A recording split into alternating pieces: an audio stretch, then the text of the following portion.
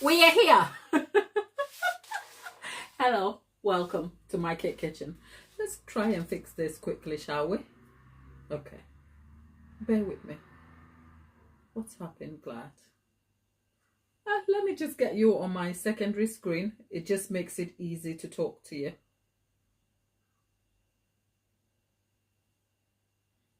Okay, there we are. If you see me for the first time, hello there. I am Gladys. I love cake. And over here, we make simple, informative tutorials to help you navigate cake decorating easily. And I am on my pumpkin spice obsession era where we make all things pumpkin spice. So what are we making today? We're making a pumpkin spice loaf, okay? It's a cake turned cupcake, muffin style to this recipe we're making today. Why am I doing this today? Simply because I love adaptable recipes. Give me a recipe and I want to whip it around, turn it around, flip it up, because I don't like doing so many things. I just want the one thing that I can make tweaks. So tweaks we have made today. These ingredients are not what the original recipe is, but we're going to put it to test and we're going to find out exactly what the results are. So before we get to it, let's preheat our oven to 160 degrees C. This is a convection fan that is baking. Nothing is baking yet, honeys, okay? And then let's get to our ingredients. My lovely Tapita is here. Tapita, love you, darling. How are you? And how is mom? That's how we got over the hugs, right? We are making a pumpkin spice loaf. The pan is already greased and lined. It's buttered, greased. Is it greased, floured, and lined? Okay, only because the corners are not done, and I just wanted to make sure that I can get everything right. So there we are. That's the pan. Now for our ingredients, we start with sugar. The original recipe has caster sugar or granulated sugar. One or the other is okay for especially this recipe. Then I adapted it to cut sugar, granulated, and muscavado sugar, and the results lush. Okay, today I decided to come with brown sugar, dark brown sugar, and the reason I'll tell you in a moment. Okay, the reason being muscavado sugar and dark brown sugar are not the same thing, and whilst I love the muscavado sugar, I thought let's try dark brown sugar and see what it is. I mean, I know what it will be like because they are not the same thing, but will it make it better? Will it make it worse? Or it will just be, I will live without. I don't know. We're going to find out. So we have dark brown sugar and granulated sugar. The next thing we have here is 5 large eggs. Now, in the original recipe, I kept banging on about the amount of eggs, which is about 275 to 282. And that is because no two eggs, large eggs, measure the same. In the UK, a large egg measures weighs about 53 to 55 grams, right? So to give you the exact measurement weighing amount, we have 282. I don't use cups. I don't know the cup amount. I live in the UK. If you know the cup amount, just put that in the chat. Unfortunately, the cups, you have to do it specifically. So let's stick to the metric and get yourself a weighing scale. It's not that expensive, okay? Next thing we have here is butter and oil, right? I am using melted butter and oil both because I need the oil to tenderize and add texture and moisturize and keep my crumb tender, whilst melted butter will enhance the flavor because butter sets at room temperature. So I have also reduced the amount of oil. The original was 175. We've come down to 160, and that is simply because whilst this is a cake recipe, I am attempting to enhance the bread or the quick bread quality by reducing some of the ingredients, just so that it can also enhance the texture in a way that is denser and slightly doughy, because we're going for a bread texture. Okay, that's the only reason I have done that. Now we have our favorite vanilla. I love me some vanilla. Now if I was using muscovado sugar, I will not use vanilla at all because then it will get lost in the flavor, because muscovado sugar is a bit intense and very complex in its flavor profile, but we have dark brown sugar. I'll come to why dark brown sugar is slightly different from muscavado sugar, but I spoke about that in the other recipe. You can check all of that out. And then one good thing we are doing differently is the flour. If you've been here, I have a very funny relationship with flour. I love my flour because I depend on it to develop my cake for the best results. But flour and rising agent for me are just like, oh. So I use self-raising flour for all my cakes. If you've been here, you will know that. Self-raising flour. Now, if I'm using it for cupcakes, I have portions of self-raising and plain. And then I eliminate the use of what? Rising agent completely. For this dough, we invited Mr. Bread Dough to come to dinner. So there is portions of self-raising flour and then some bread flour. For the bread flour, the difference simply is bread flour is higher in proteins, so you're going to get more gluten. It's only a small amount. For 255 grams, I only added 100 grams of bread flour. The reason being, I want to enhance the dough quality of the bread here. I didn't want it to be cakey, but since the ingredient ratio lean towards a cake, I just wanted to kind of reverse that slightly without touching all of these. And the one thing that can make a difference to the structure and crumb without making it too delicate and yet isn't too doughy is the bread flour. But to kind of mitigate some of the issues bread flour can cause, because the moment bread flour comes into contact with water or any liquid, it starts like getting tight, and the issues with it can be very difficult. Please don't go use bread flour if you don't know what you're doing. What I've done is I've added half a teaspoonful of baking powder here to kind of get in there, give me some rise, whilst also allowing the gluten in bread flour to do its thing. And all of that is balanced off by the self-raising flour. Now, in all of this, I am assuming my little knowledge of baking and how ingredients interact with each other will give me the results I need. But hey, we live to see and you will never know. And now for the loaf itself, into that I have added 140 grams of chocolate chips. We are making a pumpkin spice chocolate chip loaf, okay? I'm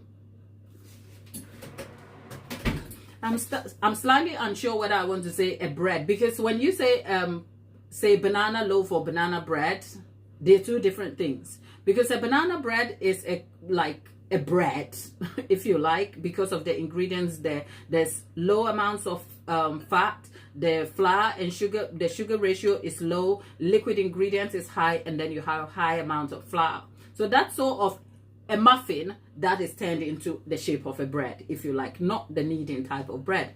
Whereas, say, a cupcake is a small form of cake, and the difference is in the ingredients and the ratio. So typically, a cupcake has high amounts of what?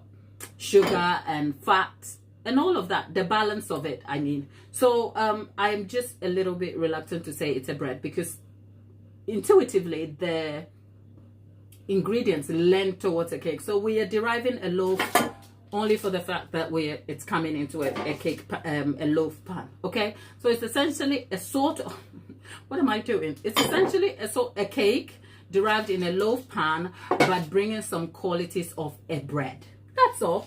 Okay, have I confused you enough? Whilst we're at it, there's 12 of us in the house. Good morning, good afternoon, good evening. Oh, did I tell you there is 2 tablespoonfuls of spice here, pumpkin spice mix into the flour, and then into that there is salt also.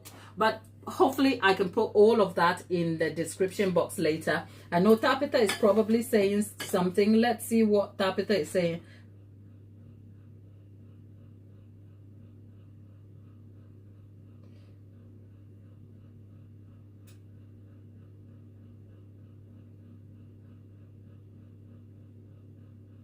Okay, Tabitha is giving me some thoughts here. Let me read that out loud to you. She said, Tabitha says, I asked Google and it said you could use brown sugar. I assume it would work out. Yes. Oh, Tabitha, it would work out similar. But if you are as pedantic as I am about flavors, they're two different flavors. But in terms of outcome, it is likely to be the same. Not any issues at all. So I was going to come to that. But 1 minute, I think there is something in my oven that is burning.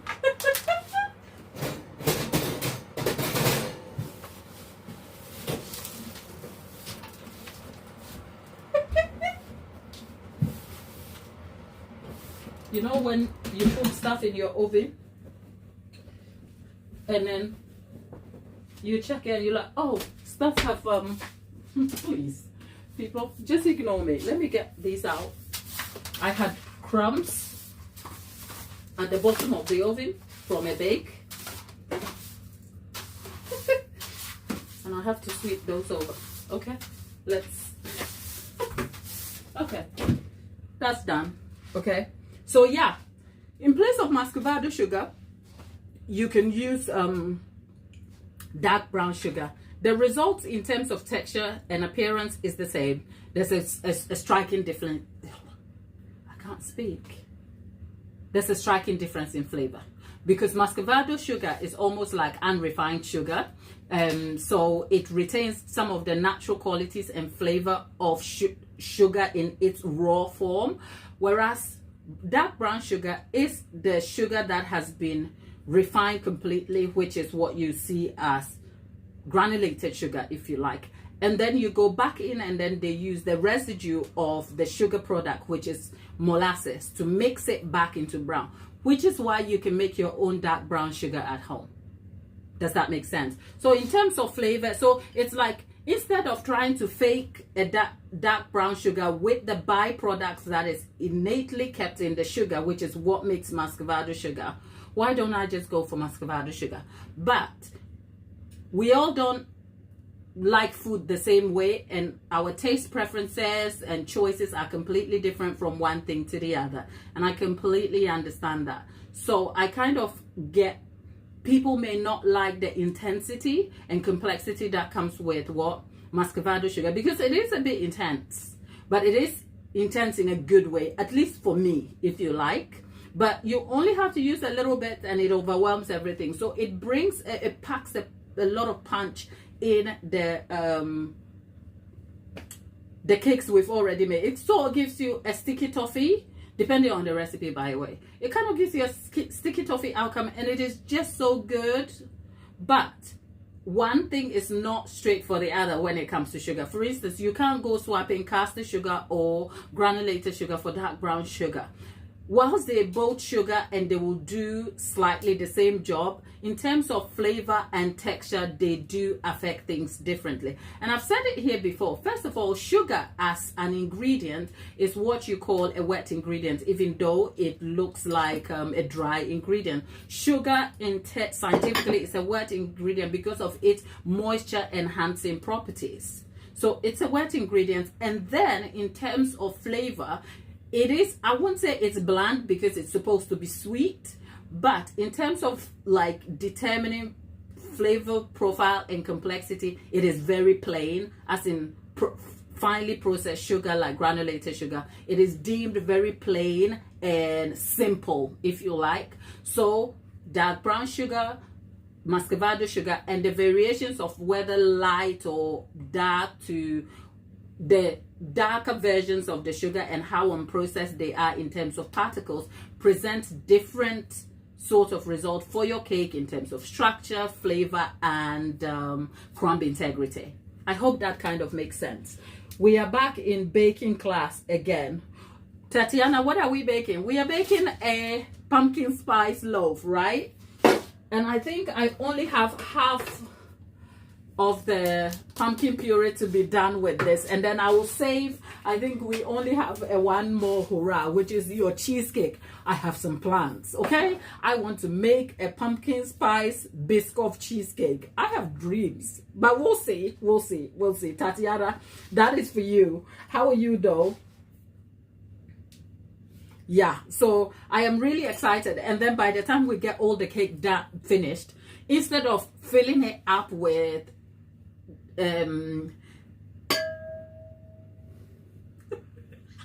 instead of filling it up with the caramel, what are we doing?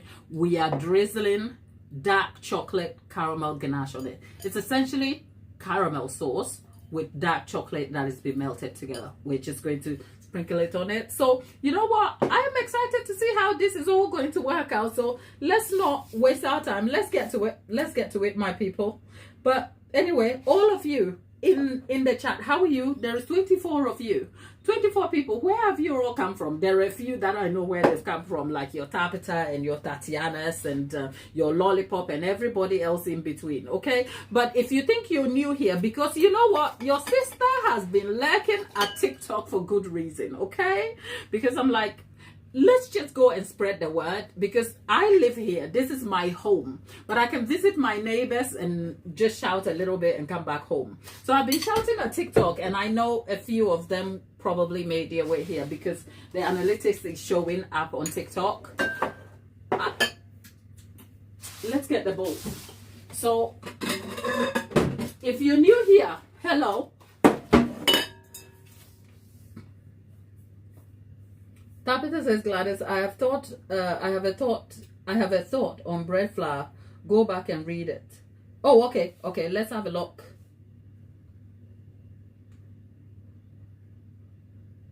You can use just you can just use regular flour. You don't need the use of bread flour if you don't want to. Okay, Tapita, I just saw it. Yes, you know why?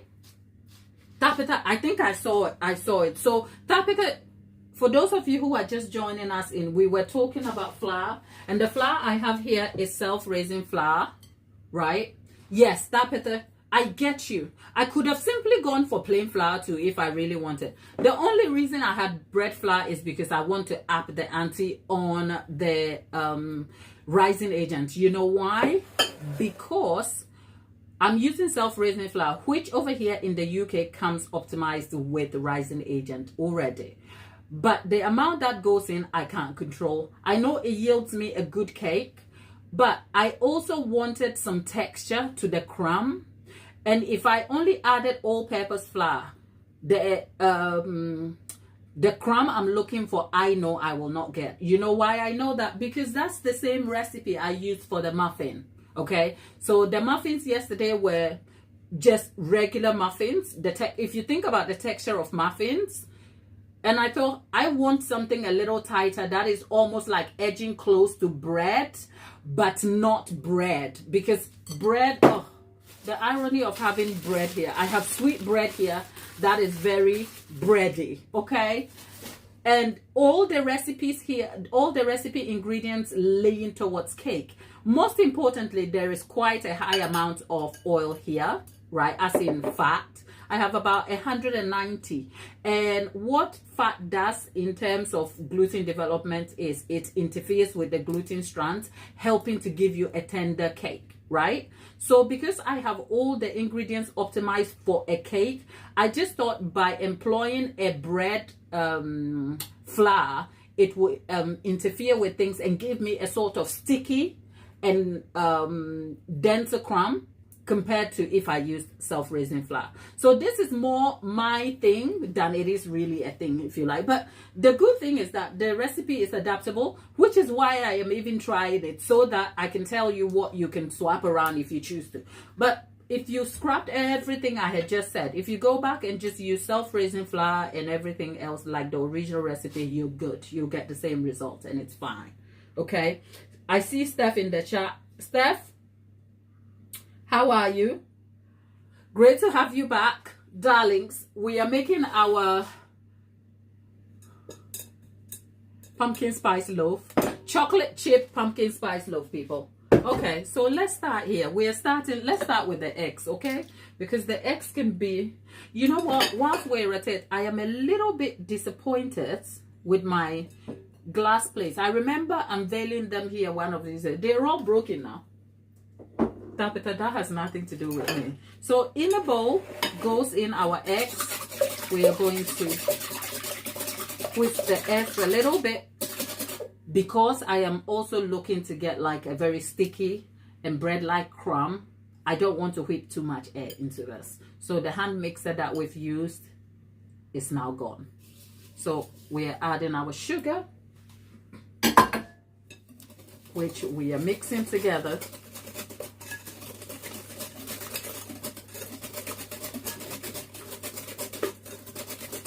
And then it goes some vanilla. There's 2 tablespoonfuls as always, but over here we pour it with lots and lots of love. Okay, I like how quick breads work. They are so quick to put together. Okay, and now next we have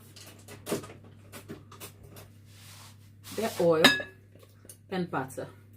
You can see my butter is not completely melted. In this case, you could also go for, look, I'm splattering oil all over. For this, you could also go for brown butter. It will be amazing. Brown butter, especially brown butter and the dark brown sugar. Perfect mix if you want. But sometimes like layering on the flavors will do you no justice, especially brown butter and muscavado sugar is just too much intense flavor. But if I went for just granulated sugar, I'll go for brown butter. Okay, just mixing this, giving the sugar time to break up a little bit, and then we are adding our spice pumpkin puree. Turns out when you want the pumpkin puree, you want to make sure you get the pumpkin, the 100% puree, and please do not go for is it the pie mix? Who made that mistake? Is it Tapeta or Lollipop? One of you did. Okay, so also in this case you can increase the amount of pumpkin mix if you want it. Now we're going for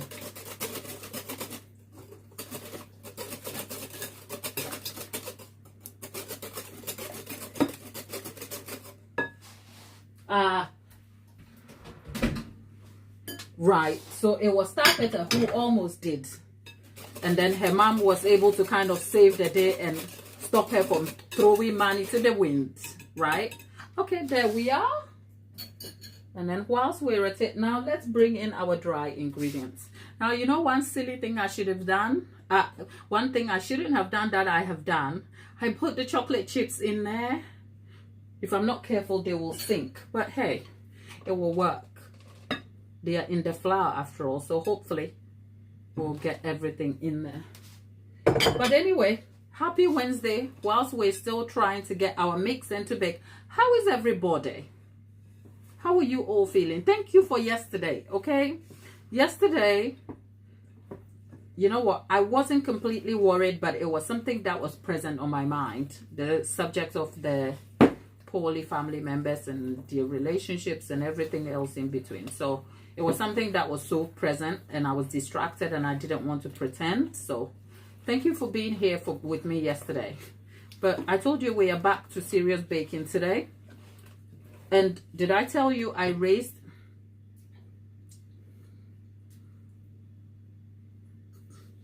people?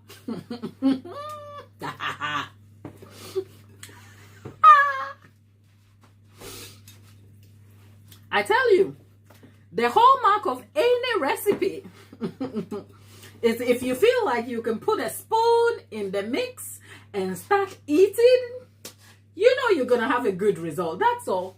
I just think, to me personally, this is a little bit too runny and I still want a thicker bread. So I'm gonna add some flour into it. But just so I can get it right, let me get my spoon. Where are my spoons? Okay. Where is my, okay, yeah. Just a tablespoonful or 2.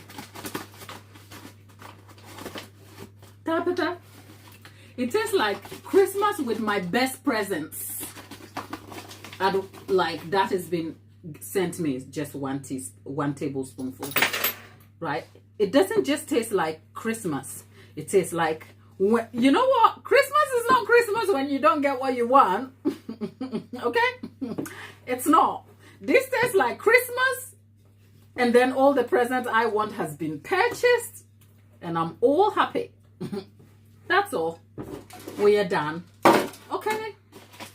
Now, let's get this all in. The way I'm excited about this, right? You will never know.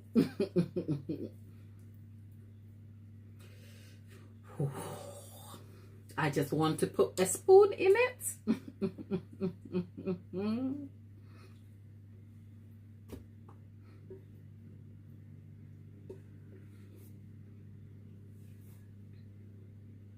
Okay, I think I don't mind. This is the sort of thing that will have me acting out in these streets.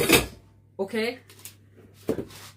Acting out unprofessionally, because all I want to do is lick the bowl up. Did I just say that out? Okay, we're gonna bake this. It's in a loaf pan. Anything from 50 minutes to an hour and 10 at 160 degrees C. No water in the oven. Okay, middle part. There it goes. There you go. Now let's wipe this over. I like how quick this turns around. Okay.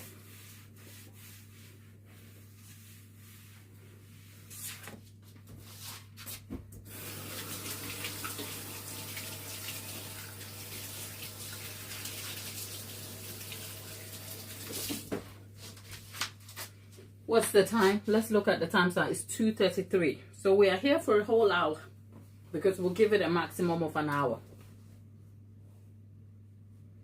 Lollipop is asking, how do I turn a pumpkin into a puree? Honey. Anybody in the chat to help Lollipop? I have no idea. And honestly, I don't think the pumpkin puree you make at home will feel or taste the same as the shop bought one. You know, the shop people be adding stuff to the thing. I don't know if that's a good or a bad thing, because the things you buy, they have added ingredients to it.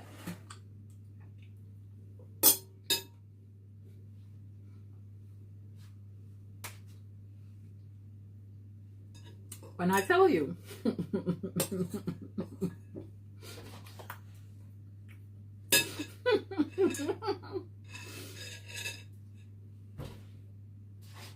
you know, a butter is good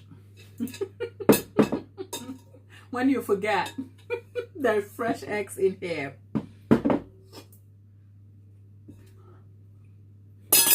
That's it.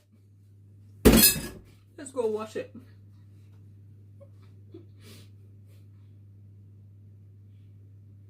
Let's see. Lollipop, I told you the shop bought people be adding stuff into it. Oh, okay, no, they didn't. Well, they did.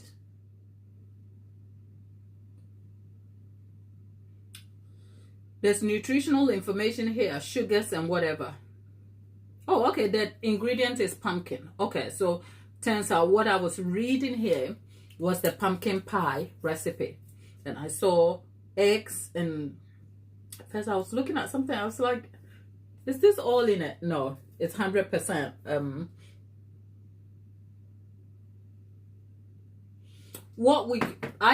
The truth is, when I started this pumpkin spice thing, I told you, I haven't used pumpkin in a bake before.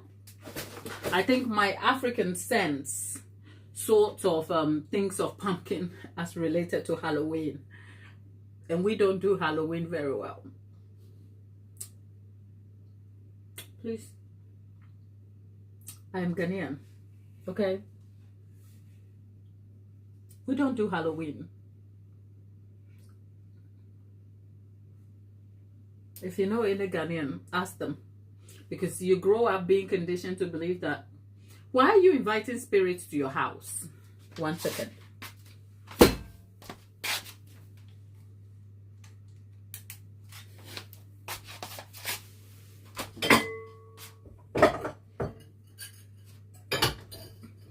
Why are you inviting spirits to your house?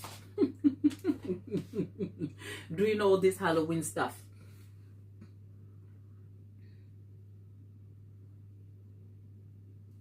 Oh, okay. So we don't do Halloween. So because pumpkins are very seasonal, I know nothing about pumpkin. Nothing. So how to turn a pumpkin? I imagine it's you bake it till it's broken down and you puree it, but it's the preparation of it to get to that point, because obviously the pumpkin has seeds. I have no idea, but hopefully Tabitha can point you in the right direction. Oh, Google schmoogle. Okay. Oh, right.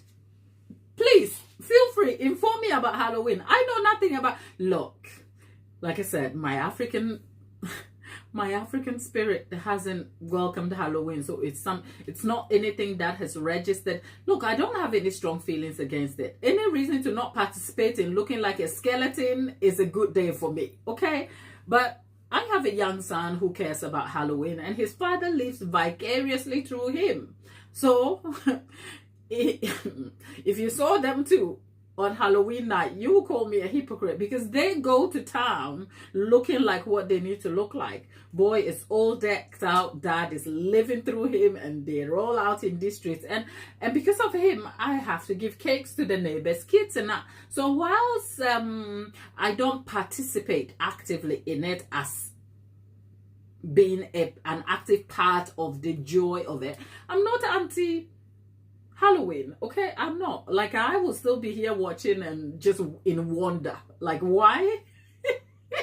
So please, feel free. Tell me about Halloween. What is it about, first of all? Because I see Lollipop is saying it's about warding off demons. Like, where?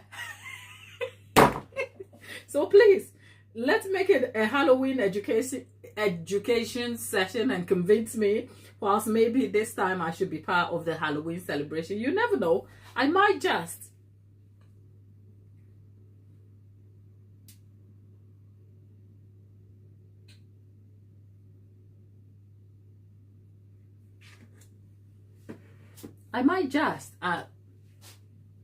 It's neither here nor there for me. If I'm able to be convinced, I will be there. But like dressing like a dark force is not where I no. Okay?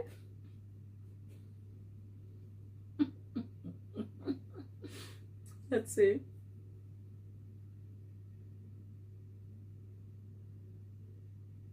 Okay, Tabitha says in America we carve pumpkin for Halloween because it's the fall. Oh, everything becomes pumpkin spice. But through the fall, pumpkin is hugely. Okay, so Tabitha says Halloween. So consider this my integration into the Halloween culture. Okay. Tabitha says Halloween is a celebration of the Day of the Dead. I believe that some cultures use it to honor and connect. You see? That's why you lost me. Like, going to dress up like the dead to honor them is not my kind of fun.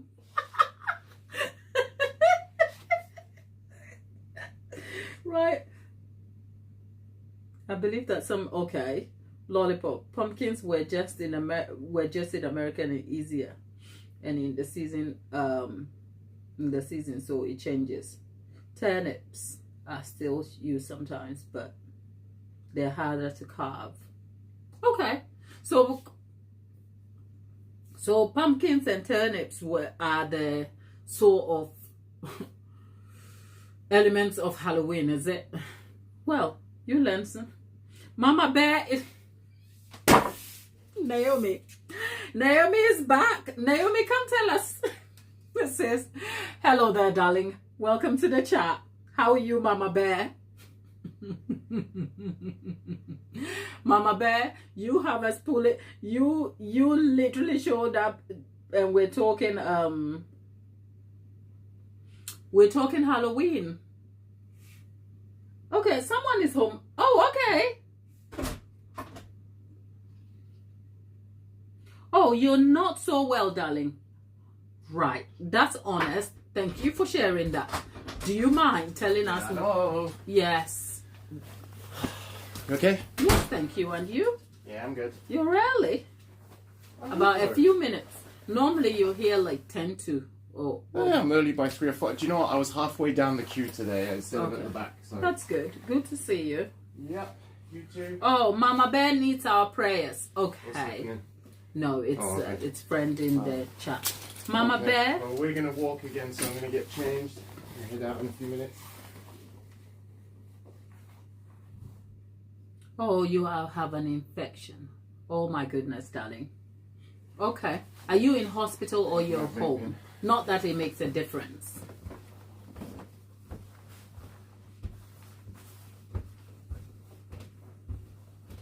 Just asking.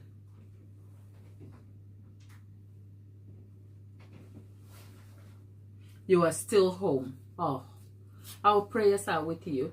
We pray the infection doesn't progress and you will have healing. People, everyone in the chat, if you're new here, I'll be going to the clinic. Dear God, we pray for our sister Naomi and we pray for her body. We pray that, Lord, you provide healing for her in her journey, but also comfort and reassurance. Amen.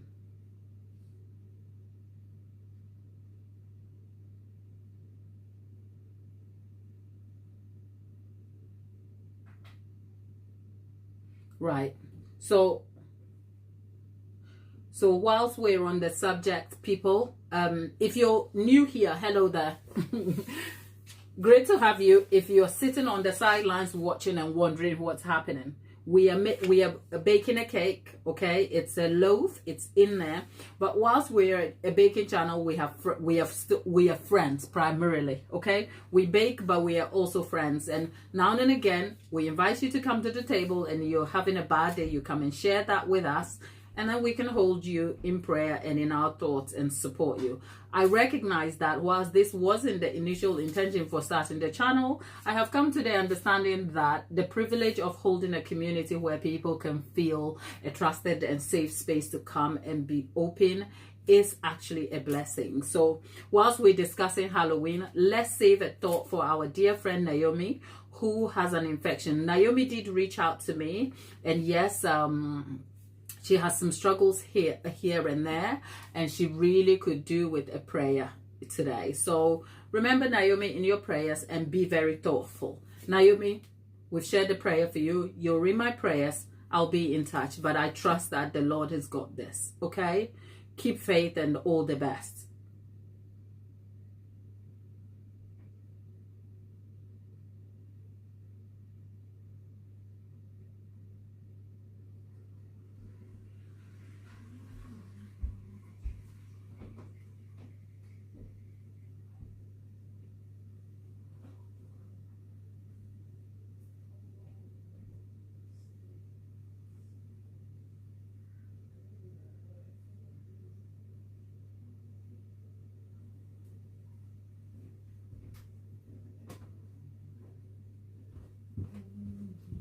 Well, the conversation dominating the chat is, of course, Halloween. And I am Ghanaian, okay?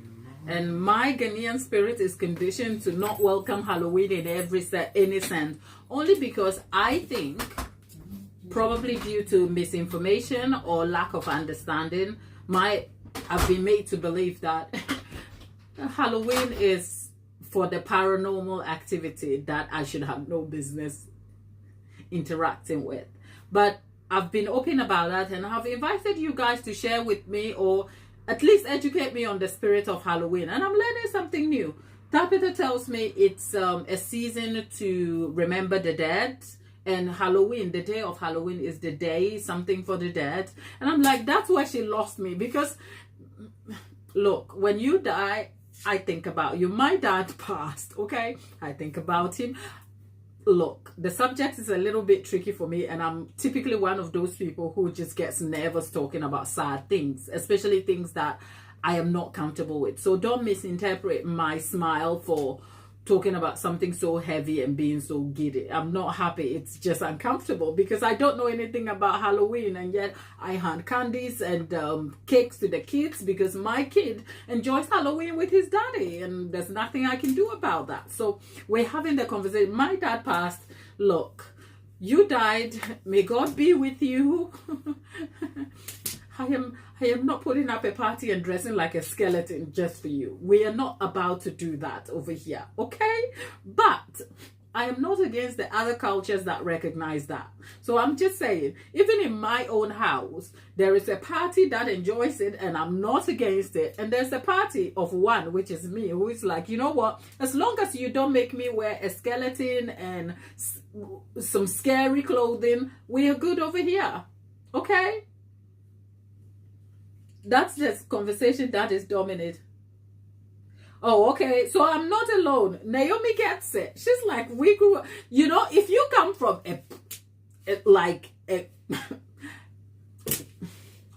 I grew up in a church of Pentecost. My mom, we don't even, I think, did I hear Halloween when I came here? Maybe. But culturally, Halloween is not something that is relevant for us anyway.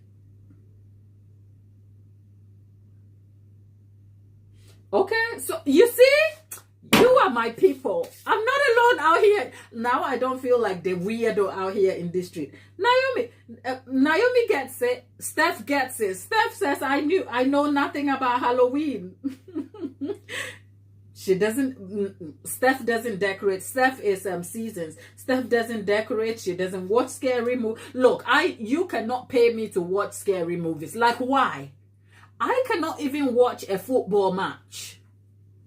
I do not like the tension and I hate suspense. Okay, if I'm reading a book and you tell me there is suspense in it, I'll get to the end and then come back. It doesn't spoil it for me. I'm not that kind of person who's like, don't tell me, don't tell. No, tell me. Come to the table and tell me.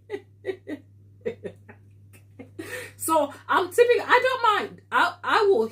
It still feels the same for me. I will get to the end before I start, and it doesn't ruin it. In fact, it makes me feel a lot better, like reading or watching the thing in my calm emotion, because I don't want the tension. You know, when there's an anticipation for something and you're just on edge, I don't like that feeling. Okay, so you cannot pay me to watch a horrible movie. Like, why? Like, maybe I'm just weird, okay? But no, I am not watching a Halloween movie out here. Scary movie. I mean, if it has scary element, that's different. But like, you know, the movies that really scare the life out of you, no.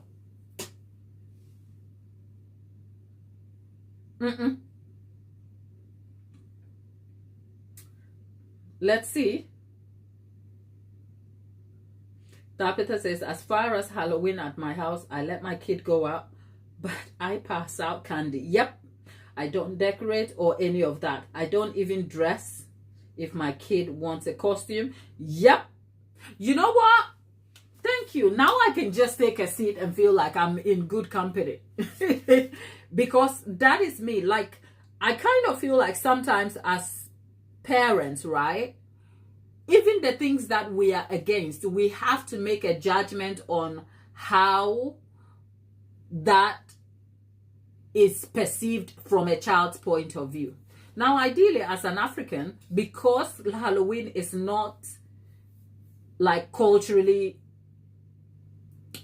it's not there. Like, I don't know how many, Tabitha says I'm the first Ghanaian she knows anyway, but I don't know how many like, I'll speak for Ghana as a Ghanaian. I don't know how many Ghanaians that I know in my own life who are willing participants of Halloween, because that's just not culturally relevant to us until we emigrated and got here, and suddenly it's a culture in a different place that we have to observe. Now, granted, my son is British, okay? So I cannot come here and be like, my rule stands because culturally I come from a place where it doesn't. In this context, I think it's even important to invite the child for a conversation, because the child exists in a culture that celebrates this thing that is non-relevant to me, but he has to go to school and engage with other children. And I don't particularly make my parental decisions surrounding what other parents are doing over there to decide, no, but I also recognize that it's important that you recognize the child's cultural needs and invite that into conversation so that it can kind of create some sort of understanding for the child.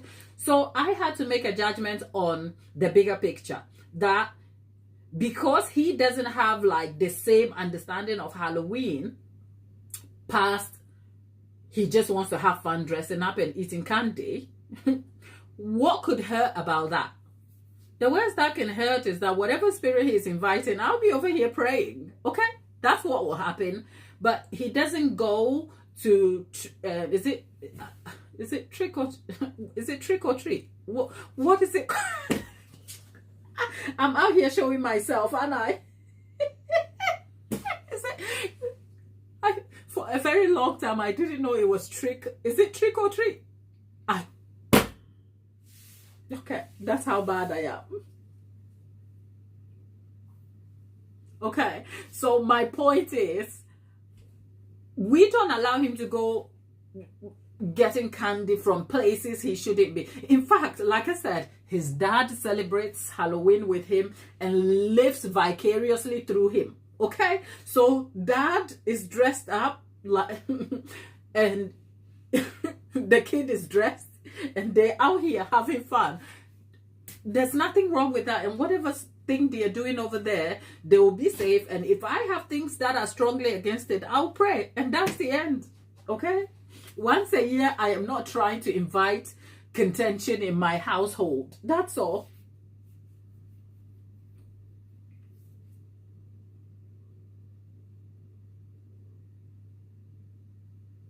Lollipop, where did the Halloween story just got Halloweeny. Right, I think Tabitha says, Gladys, you truly are the only Ghanaian I know. You are also the woman of color that I talk to on a regular basis. Oh, what a blessing that is, Tabitha. Look, Tabitha, I have jollof rice.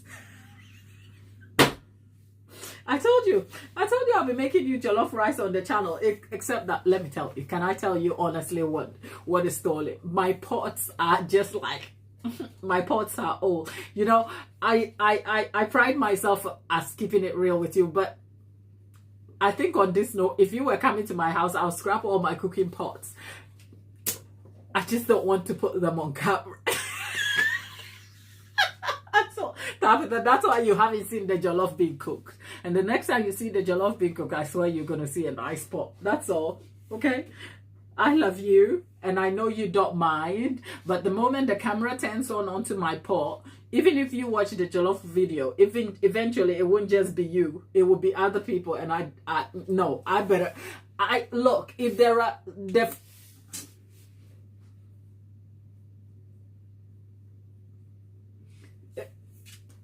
I had one of these people who randomly send you sponsorship requests.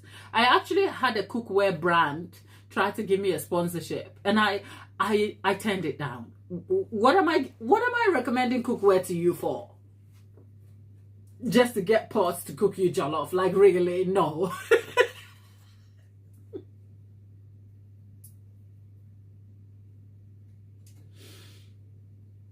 No. So yeah, I've got to go pick up some nice pots, and then the jollof will come. On a serious note, that's the reason. Like, on a serious note, on the other note, it's just for the setting.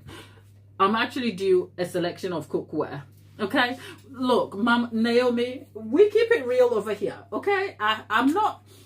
Because much of outside baking, right? My life goes on. Okay? I have a content life. Now, would I want to achieve things that are beyond my wildest dreams? You bet. I do. I have bigger dreams, bigger than... Like, yes, I do. Okay? But after here, my life just goes on. And that includes, like, cooking dinners and looking after my family and doing stuff over there, right? And if I have to invite an aspect of that here, I have to make a judgment on that. And I'm thinking...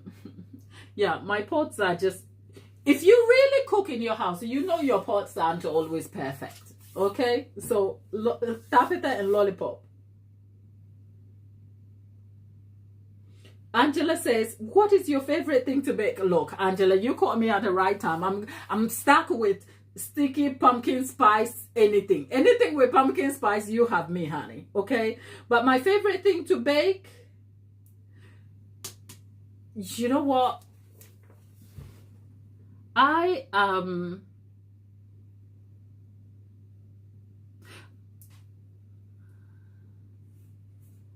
disloyal when it comes to an item to bake. Ask me what I want to eat. No, yeah, I'm disloyal because for me, look at me going on a tangent. Okay, Angela, here's the honest question. Here's an honest answer. I am very, very disloyal when it comes to a particular thing to bake. And the reason is, it's not the thing that I have to bake that I'm interested in. I'm interested in the thing that makes the thing. I will explain. For me, I enjoy baking for the curiosity element and the settling feelings I have from curiously adventuring into how the ingredients interact until I get the finished product.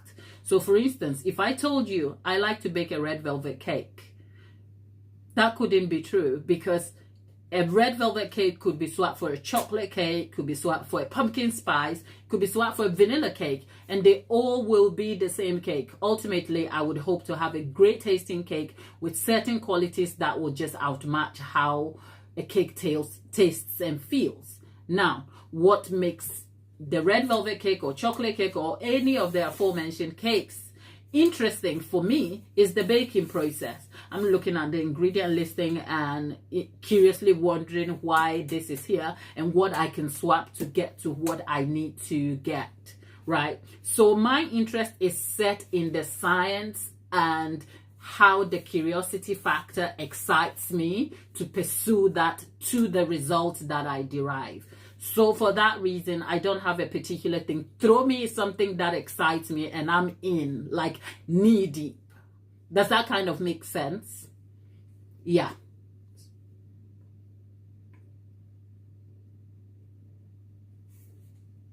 Mama Bear, I saw somewhere, somebody, Mama Bear, like, what's wrong with, look, Mama Bear is 35. In that case, you are Tapeta's friend, isn't it? Tapeta? Because am I the oldest here?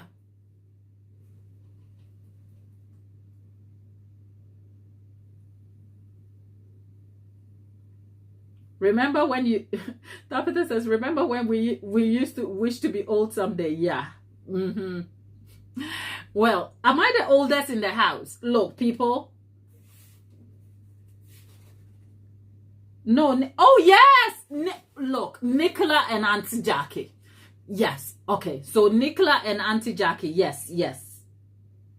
It doesn't matter. Look, age is a beautiful thing. Age means you've had the blessing to live. Okay. All these youngsters that be out here, people who get uncomfortable about it. Look, live and own it.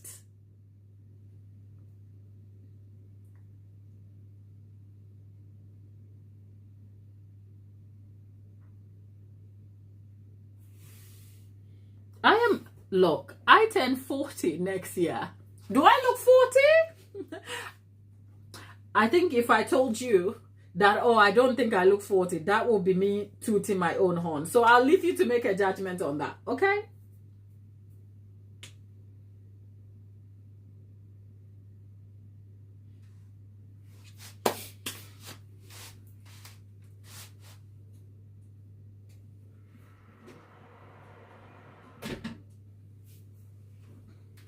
You know what? My house smells like Christmas. Mama Beth says, when's the party, honey? Are you organizing it?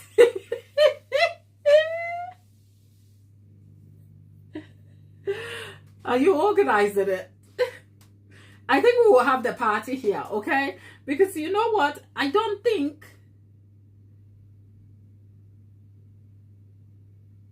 Oh, look. trying to get to Israel in February, that will be a lie. Okay? But you know what? 2026 is a long year, and I know the Lord will be look, people, I am just trying to adjust my shirt. I know the Lord will be faithful, so we'll see. But yes, we'll be having a shindig right here on the day. I will dress up in my birthday clothes and we'll be here. But I'm not typically the one to organize my own 40th and center it on myself and be out here living large. I don't know. I don't know if that will be me. Okay, I have had like great birthday celebrations that I have really, really enjoyed. But the older I have gotten, I realized like, yeah, it's great to be alive.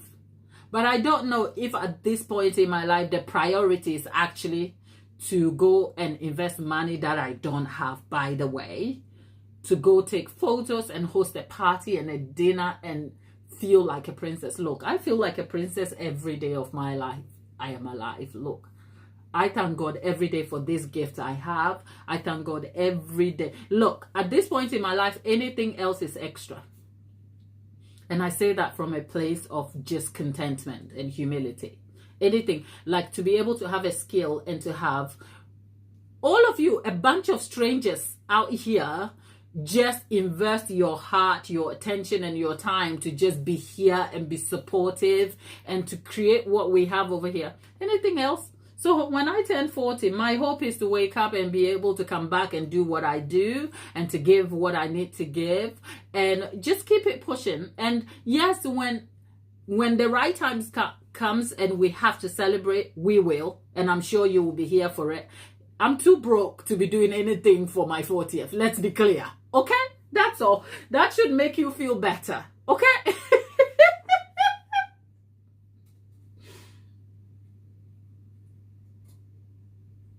Lollipop says I was 19.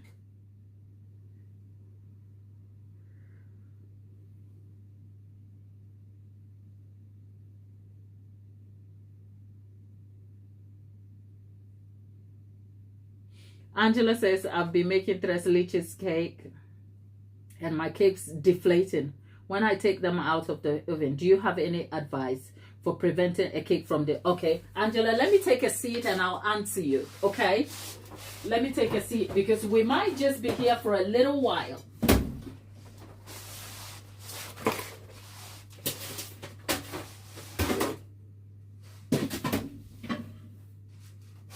Okay, Angela, thank you for putting your question in the chat. Class, I need your help since you are all here with me. I mean, the question is directed at me, but there's room for all of us to kind of chip in our thoughts to help Angela out. Angela is our new friend in the chat, and if you don't know tres leche, it's is it the 3 milk cake? It's essentially a... Is it the Genoa sponge type of cake? Depending on how you derive it, it's supposed to be an airy, lightly textured cake that absorbs a lot of flavor from the milk and everything else, and then you have cream on top of it. So if you don't know what tres leche is, that is essentially the gist of what it is. Primarily, it's supposed to be a very airy sponge. So before I answer your question, Angela, here are some other questions I'll ask you just so that I have some context and clarity to where the problem might be emanating from. So here's a question for you. How do you derive your cake? Do you derive it by the Genoa method where, because there are different forms of deriving any type of sponge, okay? You can go for the creamy method and focus heavily on the eggs where you use the egg yolks first and then beat the egg white and add it. That's like the hybrid method of creaming and then adding the egg white. It will still create you a fluffy cake which is soft in texture. Or do you just go on and create a Genoese sponge completely and then dump the... How do you derive your cake, firstly? And secondly, when it comes to the ingredients, depending on how you derive your cake, how much rising agent do you have? and how much flour. If you actually don't mind me asking, can you put your recipe in the chat? If you can put it in the chat, I can just have a look. And then if you tell me how you derive it, I can answer the question for you. Because the thing about recipe problems and troubleshooting them goes back to understanding the full context of the recipe, which includes the process, and then understanding the ingredient proportions. So for instance, when it comes to cake deflating, generally, this is what the generalized problems may be. It may come from maybe too much rising agent, but that perception or that solution is even flawed if the process for deriving the sponge cake is set in, for instance, you over mixing from the start. As in, if you are deriving it by the creamy method, for instance, and you beat your flour, your sugar and fat longer than it needs to be, the structure will be broken, but the broken structure lends to a very delicate cake. The difference though is that if your rising agent, which in this context is added, here you are with a cake that optimally has been broken in structure but will yield a great lightly textured cake. But then you add rising agent, what will happen is that the cake structure is broken, the rising agent cannot hold things together, so it rises and it falls, and that's one problem. Or it could also be how the rising agent is interacting with the heat and your baking time. So there is never one solution to a particular problem unless we are looking at the full context for clarity. Does that make sense, Angela?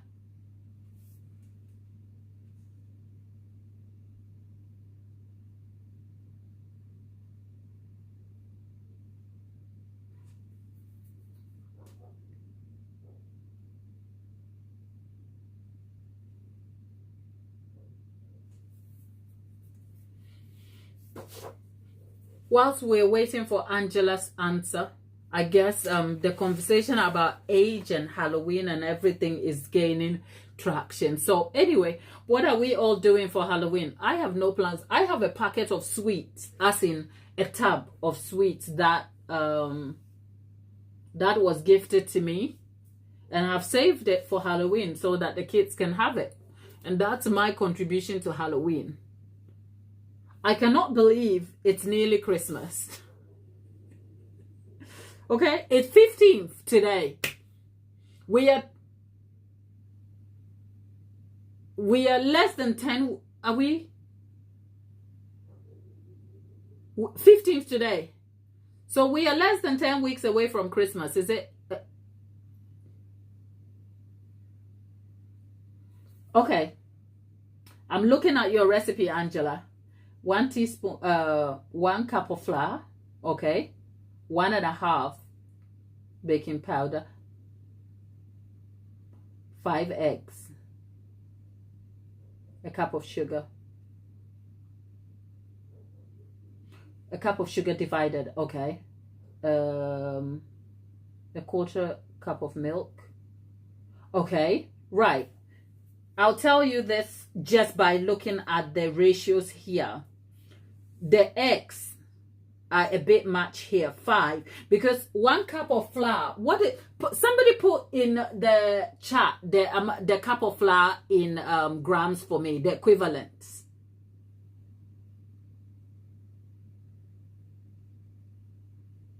Somebody put the amount of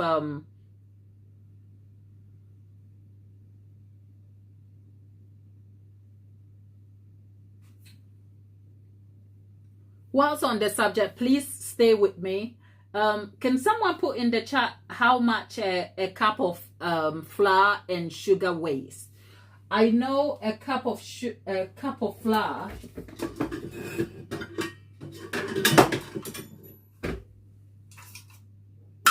it's about, if I remember, it's about 240 grams. Is that correct? I may be wrong.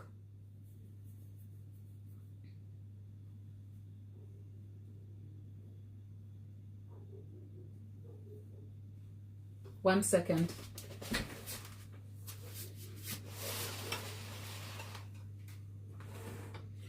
We'll find this answer together, by the way.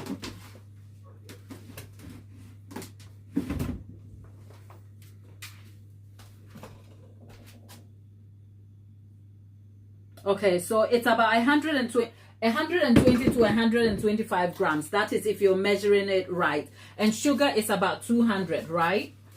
And yet you have about 280 grams of sugar, of eggs here. Because how many eggs do we have here? 1 second. 5 eggs. Is it 5 large eggs? Is it 5 medium eggs? What are the eggs here we are looking at? Because if it's 5 medium eggs, that will probably make sense. But 5 large eggs is twice the amount in terms of flour. So that's too much liquid here. 5 large eggs. Okay. So, and what method, how do you derive your ingredients? So you mix everything in one bowl with the egg yolks and then add the egg whites. How does it work? How do you just summarize your process for me here? Because I can see the amount of eggs being too high, but it may not be the problem. If we look at, because for instance, if you were creaming your ingredients with the eggs, there's too much eggs here, but sometimes it's not a case of reducing something. It will be a case of adding one thing to raise the proportions.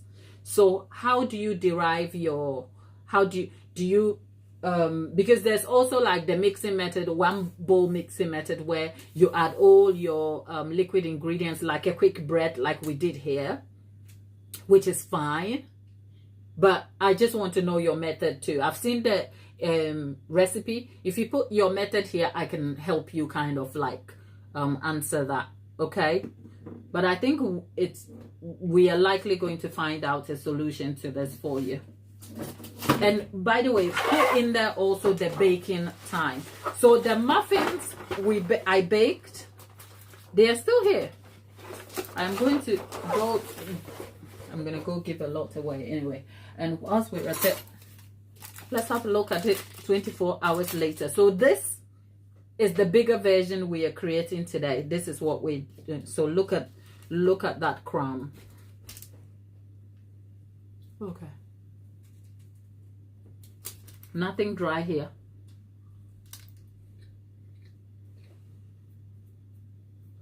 All you want to do is put it back in the microwave and let it warm up a bit.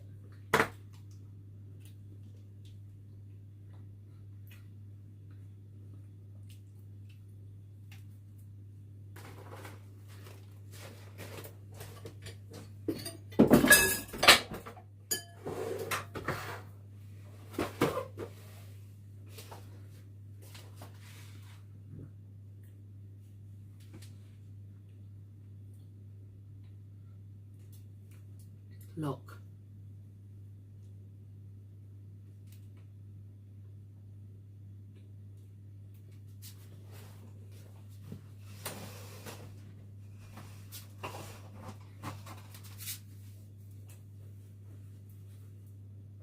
We've been here for 45 minutes. Let's check on our... Oh, okay.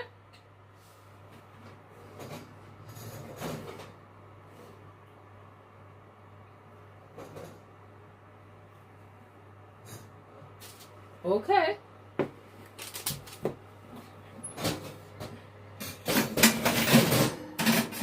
By the way, it's not done yet. It's not done yet, but I like how it's looking already. It's going to be amazing.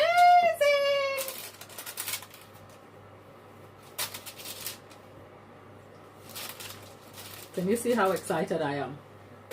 Okay. There you go. Go bake over there.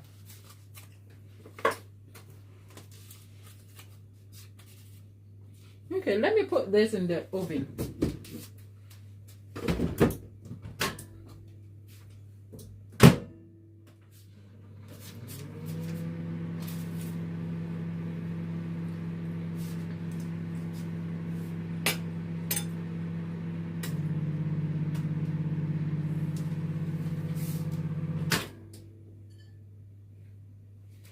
This is the sort of pumpkin cake you will get from your Starbucks, right?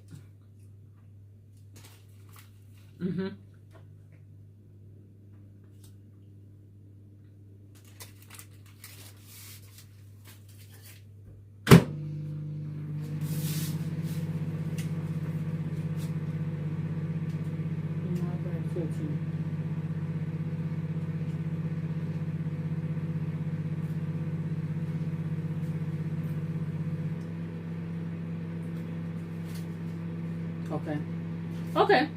So you use the one bowl mixing method. No whipping or anything. Let's have a look at the ingredients again.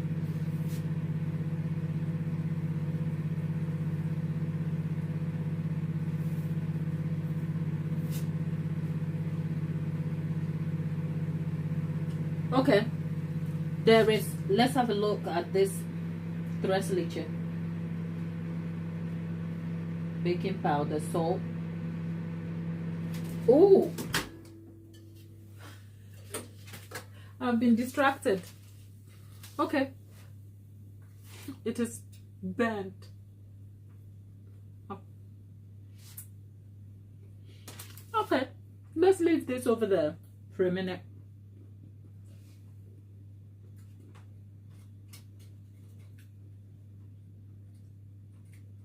I start by mixing.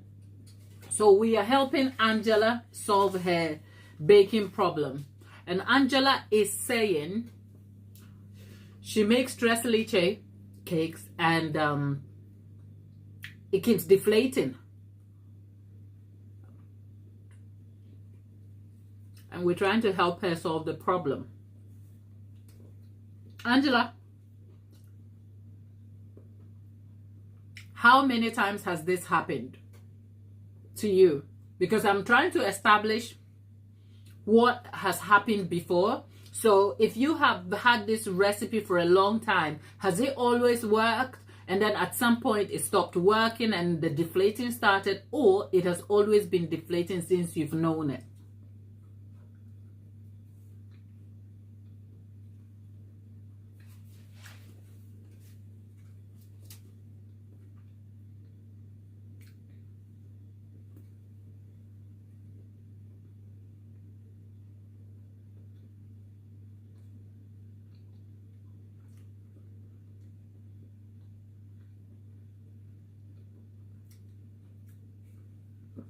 So you use the Genoa, is it Genoa, whatever it's called. Well, the Genoa method is you beating the eggs separately. So you beat the yolks and the sugar.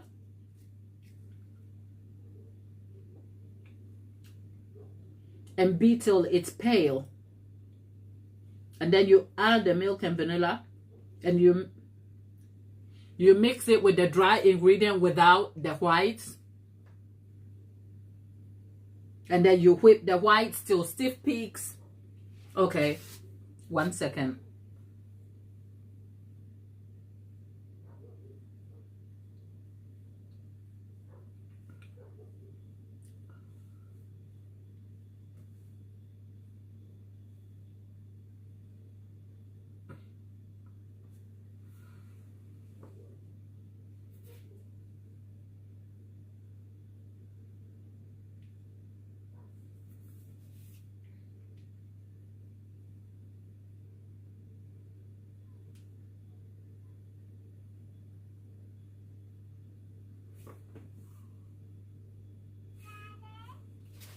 Hello.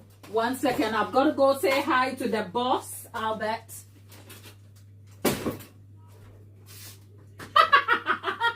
How are you, darling?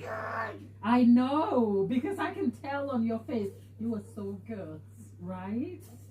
Did you enjoy your cake yesterday?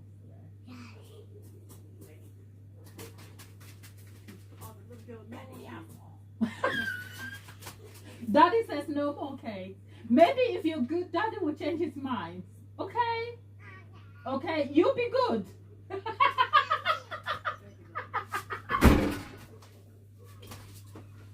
Albert's dad has had enough. Albert's dad has had enough. I'm talking to Albert. I'm talking to Albert and he's kind of giving me a side eye like, please don't give him cake.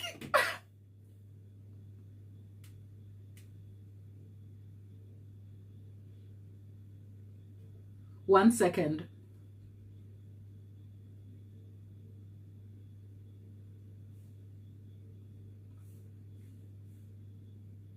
Okay. I'm just looking at some detail here.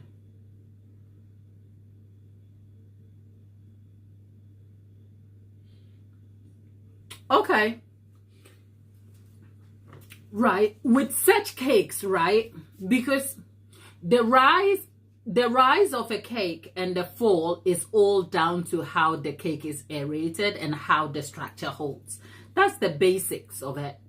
So in your case, because we are using a method where we are whipping the egg yolks, adding it into the dry ingredients, and then whipping the whites and then folding that in, you have different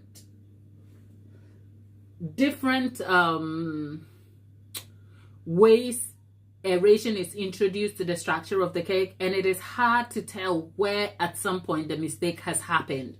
So I can tell you, without actually going into the ingredients and fixing this for you, here's a small recommendation I will make for you to try. Now, will that solve the problem? Maybe not, but at least it's the start.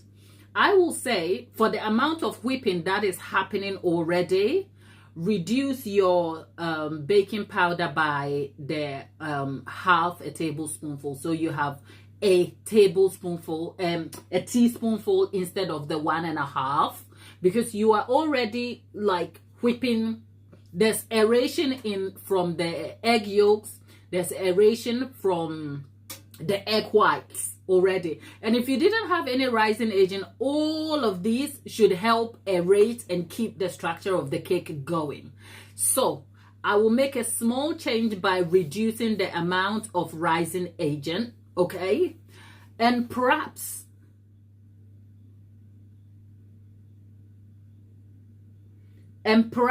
I'll keep the eggs the same, but since your let me look at the amount in flour. 1 cup of flour. Listen, I will raise my flour to 1.5 cups, keep everything the same, and just reduce the baking soda by half. Because the baking soda here is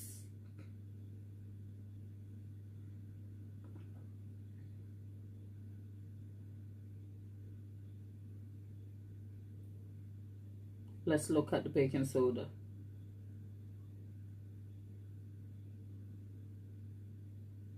Baking powder 1.5. Yeah, so I will reduce the half a teaspoonful of baking powder. I'll reduce that, and I'll just raise my flour up by 1/2 cup. That's all. Because what I will then be attempting to do is, the eggs form such an integral part of the structure of the cake because of the process you are using, and I don't want to interfere with that, because that will just bring more problems than we need.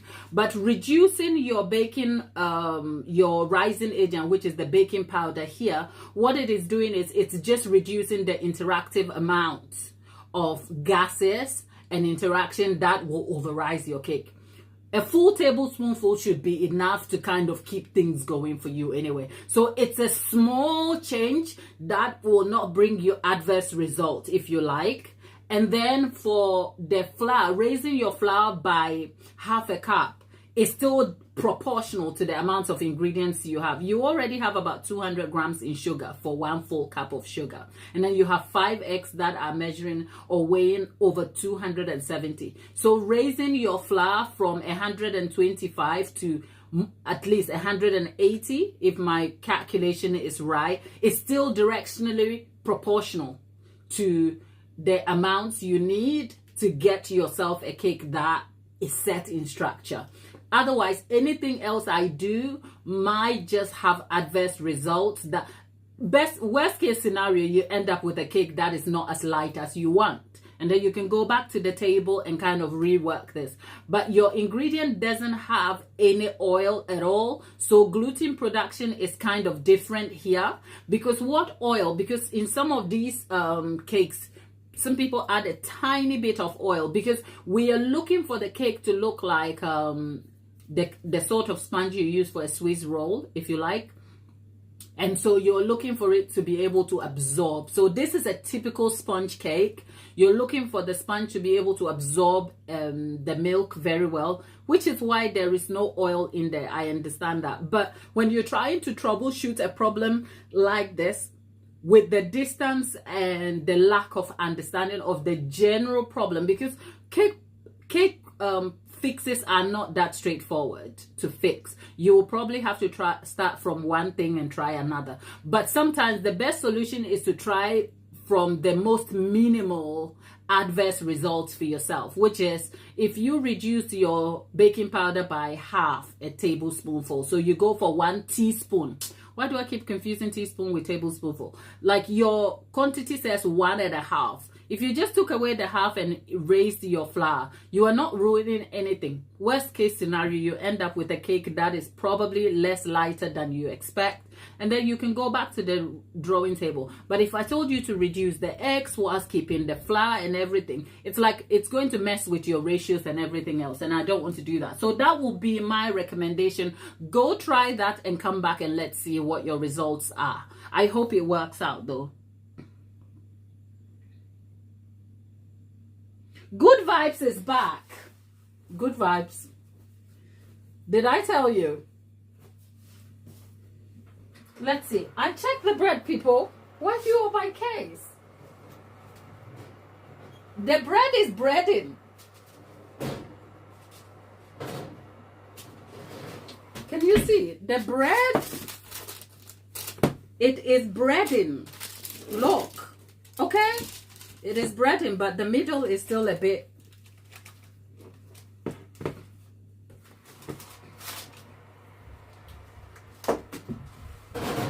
Darling, Angela, don't worry. Just go try it. When you're troubleshooting a recipe which is having problems, you can't be very sure that your recommendations or the first attempt at fixing it will work. But you try the first thing with the most minimal like effort, because what's the worst case? Raise your flour and decrease this thing. It's fine. And then you go and you come back and you're like, it didn't work out. And we're like, okay, let's go back to the drawing board. Maybe reduce your sugar a little bit. Because sometimes actually you don't have to do anything. You probably have to check your technique as well. Because if, say, the eggs are to be whipped to stiff peaks, and you overbeat them and the structure is broken, and then they go into your mix and then you're mixing it and it, you know, all of that does add up. But I think the recommendation here shouldn't actually be a bad thing. Hopefully it should yield some better results than your last. Okay?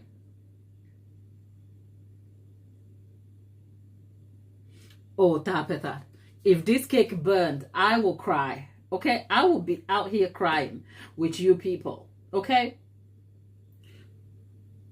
It's all right. I tell you, yeah, it's been, we put the cakes in at 14:33. So we are just about the hour now. Except, remember, we are baking it at 150, which is lower. But the tin I am using is a bread tin, so it is heavier in terms of the heat conduction. Good Vibes, how are you? Where have you been, darling? We haven't seen much of you until you popped up on Sunday and said you wanted a slice of the cake we make. You see? You see? God's loyal servant. Good Vibes says like and subscribe. Go ahead, listen to him. I tell you who probably now has a problem walking past here. Albert. Because Albert wants cake. Albert's dad doesn't. And if you people don't know who Albert is our resident friend and neighbor. He's a neighbor's son, by the way. Who on his way to school and back from school, he's just looking forward to seeing me. He's a 5-year-old. So, yeah, I could have given him a muffin, but his dad was winking to say, please, the sugar is too much. I told you, them people are just health conscious.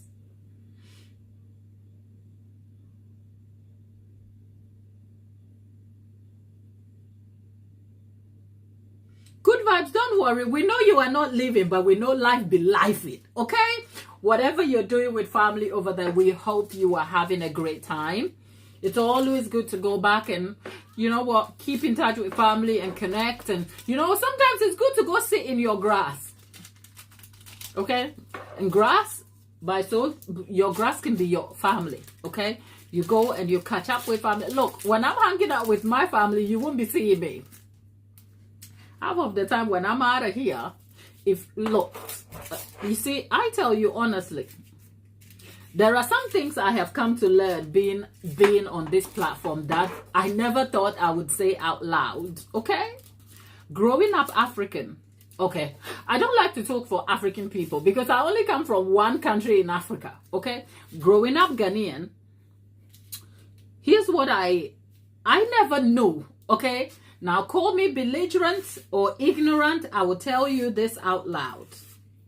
I never knew that there are people on this earth who are lonely. And I mean lonely in the sense of they have nobody. They don't have... Listen, I have told you before I showed up on this app, I did not know. Look, in my native Ghana, there is something called shame, okay? We have shame. There are certain things you cannot do because doing it will not just shame you. It will shame your entire family name. And I'm not even talking the things that will probably come to mind when you think of shame. First of all, like jumping on social media and spilling your family secrets. Why? Okay? But I'm not saying that from a place of judgment. I'm saying that from a place of cultural understanding and conditioning also. Because where I come from, you are almost made to, we have like a version of the stiff upper lip. Like your family problems remain your family problems. Stay at home, mind your business. But thankfully, when you become Christian and you are navigating that path, whatever problems you have, take it to the Lord in prayer. That's all. Okay, whatever problems you have, take it to the Lord in prayer and find yourself a good community of people like friends or family who have your back in that way. And you know what? I am here to proclaim loudly, I have been a privileged beneficiary of all of that. Okay, I have people in my life that I will have no qualms telling everything about my life to, and I know I will suffer no judgment. The first thing they'll be like, sis, what's your prayer life be like? Have you been praying? Have you opened your Bible lately? Okay. Good Vibes is asking what we call shame. I'll come to that in a moment, right? And so I was always coming from a place of like, why are people out here talking their business to the whole world? Why? I didn't go, oh, look, you will never find me in people's comment section. But I'm telling you what I used to think. I used to just look and like it's the thing that used to make me feel a little bit repulsed because I'm like, ugh. And then here is the learning opportunity. Had I not opened my mind to the understanding of what this world could bring, or what other people's experiences and perspectives are, I would never have known. So I'll tell you how that completely changed for me. I was on this app when a particular person, you don't know this person, like somebody on this, not this app, it's the other app, the one that starts with a T. And this person had gone through something so horrible, really, really, really, really, really horrible. If I told you, you would gasp. And they were sat on the internet and they were sharing this. Actually, it's horrible, but yeah, It has something basic. I just didn't want to ruin the mood. But the gist of it is that their husband passed away. And the way the husband passed away was so traumatic. But it's not the husband passed away story she was telling. She was sharing the experience of how that impacted on her. But it contained very personal details. And the details were not limited to how she found him and everything else. And you know what? I wasn't repulsed by her. In fact, the thing that drew empathy from me was how the comment section was just off the charts. People on these apps have no filter and no understanding and nuance. People had the nerve to go in the comment section and tell this poor widow about how she is smiling whilst telling the story.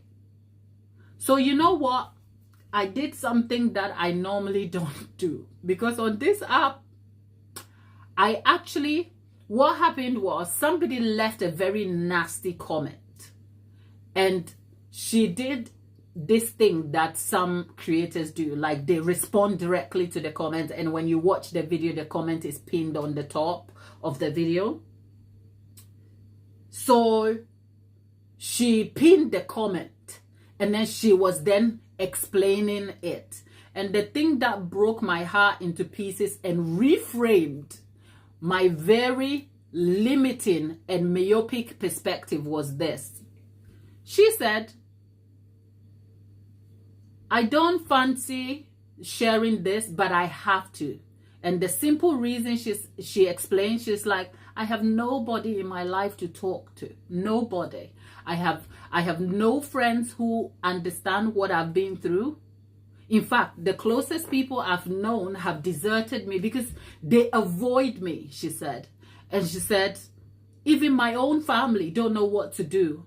And all I am doing is trying to stay alive by just talking. And if it means staying alive is talking to a bunch of strangers, I am willing to take my chance because you know what? I have a child. And I think her child is very young too. You know what? I have never cried like ugly tears at a stranger I don't even know. Because suddenly my privilege was looking straight in my face, which is that I have people in my life I can speak to. I have like not just people, but people's people. Like, my goodness. Suddenly I realized, like, girl, you cannot be out here like saying things. You cannot be that reckless with your own privilege. Because you know why? Because sometimes the thing you have that you take for granted or do not have a different perspective, someone will die for. And in this moment, this woman is just trying to survive. That's all she's trying to do. She's trying to live. And if that means she can be perceived as spilling her dirty laundry in the marketplace, she is willing to wash it all out here. You know what I did? After crying, I dried my tears and I literally sent this person a DM. I said, you know what? I don't know you, stranger. We've never met and probably this will be my last attempt. But I just want to tell you, the people who probably are affected by your story and are impacted and do really empathize with you, you will never hear from us. We are not in your comment section going, how dare you? We are looking and passing. But I just wanted to stop and say, in the middle of this chaos of other people judging you, I just want to say, may you find the strength you need to survive this. That's all. And she reached back, and I haven't spoken to this person since. It wasn't a thing I wanted to make a habit of. I just wanted to acknowledge that moment. And then I moved on with my life. And here's me telling you that story. So you know what? It reframed my perception of what privilege looks like. And more often than not, we think of privilege as having like an unlimited amount of funds or success or something that is so material. And we forget that privilege is sometimes very, very invaluable in a very immaterial sense. Privilege can look like being able to switch off from the chaos of the world and then go and exist with your children in a very mundane way. Privilege can be waking up and being appreciative of the things that are important in your life. Privilege can be like having faith that in the midst of your life's challenges, you will find peace in the storm. And yet, if you don't have that perspective, sometimes you think privilege is that you have to have millions with so many zeros in your account. I mean, I want that. But right now, my privilege is that I have a healthy son. In the midst of life challenges, I tell you, my life ain't perfect. If I told you, you will get on your knees, okay? But you know what? I wake up every day. I know I have people who love me, and I mean love me, who show up for me. People who don't hesitate to tell me how grateful they are to have me, and I am equally grateful to have them. And it keeps you grounded. So check your privilege, honeys. That's all.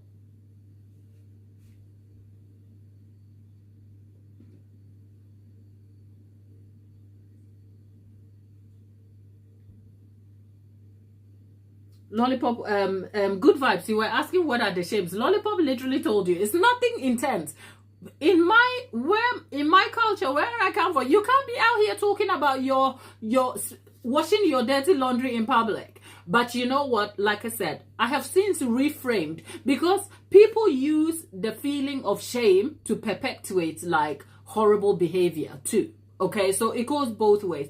So I've come to the understanding not one thing works for the other. Ultimately, what you have to pursue is wisdom and discretion. You have to pursue wisdom to understand what is worth sharing in an open space like the internet, which has dark places for people who are just, oh, I have no words, you know. So I don't think one rule is a hard one. Perhaps I haven't found myself in the pits of what would lead me to come and blab on the internet, but I don't judge people who do, because I've literally spent the entire time explaining to you this poor woman and her reason. And had she not come to explain her reason, I would probably look and pass by and wonder, why would you do such a thing? So here's the thing. We all have blind spots, but we should always be open to learning and understanding and opening our hearts to the different lessons that comes our way. And honestly, that was one of the biggest things I learned. It was such an honor to kind of even come to the understanding that it just broke my heart in so many ways that, oh, is there someone who doesn't have friends that they cannot call? Because I tell you what, my entire life have been surrounded by people. And I'm not even talking just family members, you know. I've been an immigrant, and there's a spirit in the immigrant community that because we have to survive, we stick with each other. It does come with its downside. I'm not like making it look all like great over here, but there is a group of people, especially in the immigrant community, who will always show up for you. So culturally, I have never understood what that feels like, to just feel like, I don't have a friend. What do you even mean? What do you mean? But this, being on this app taught me that. And for that, now I have compassion for people who just sit on the internet and blab about all the things that will probably make you cringe.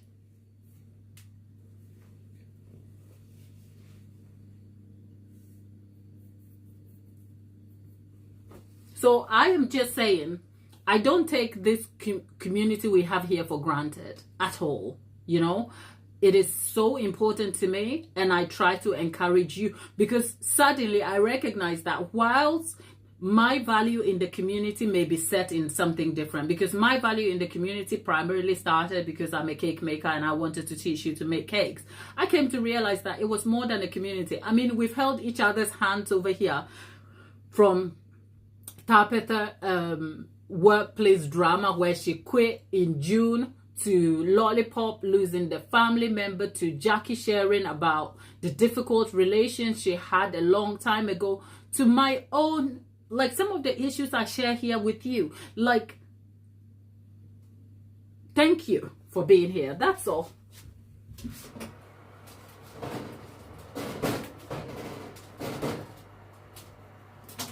One second.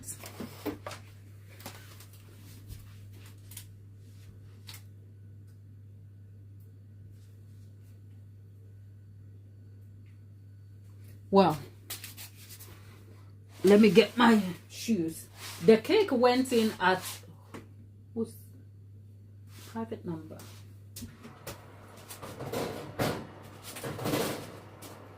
The cake went in at is it 1433? It's 1447. 1447. So it's a little over an hour and a quarter. Okay, it's done. Okay, and I feel like I got exactly what I wanted, because you can tell it's looking very bread-like. Oh God, it's hot. Look. Okay. Okay. Ooh.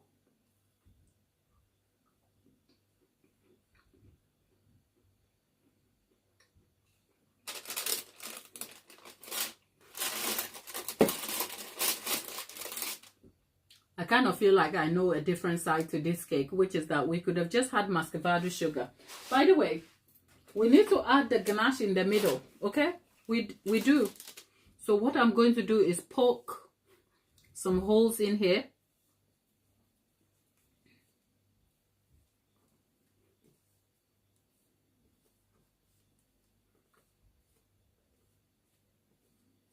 Now I'm wondering why am I just OTT going to add the ganache in the middle? Let's see. It's ganache. It's not just ganache. It's ganache with toffee sauce.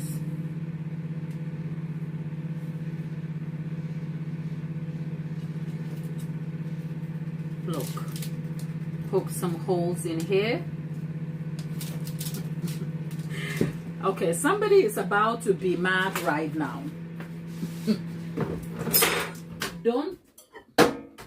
Don't tell me I didn't warn you, okay? Okay. Don't tell me I didn't warn you. Okay. Ooh, okay. This is going. Okay.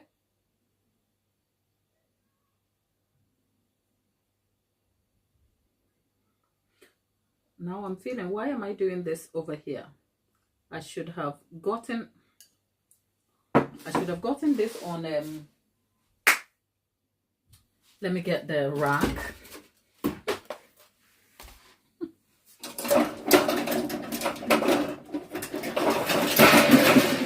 Okay. The kitchen fell apart. I told you, it's a small kitchen.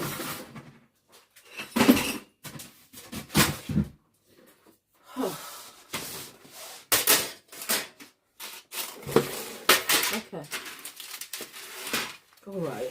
So there you go. There. Okay.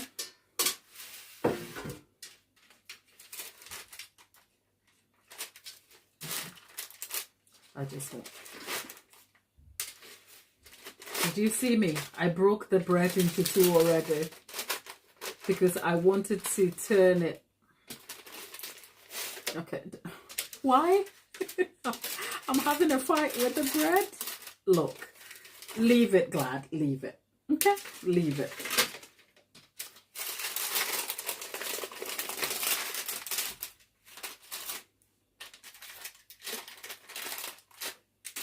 Leave it. Can you see what I'm doing? Can you see what I'm doing, people? Okay.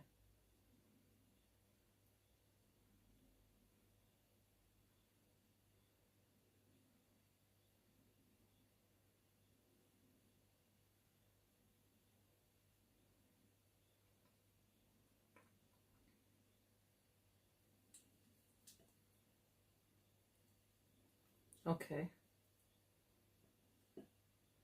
Okay.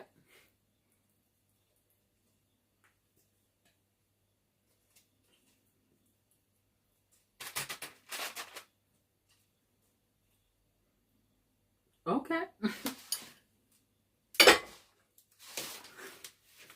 What do you think? What do you think? I need you to come and put your thoughts here.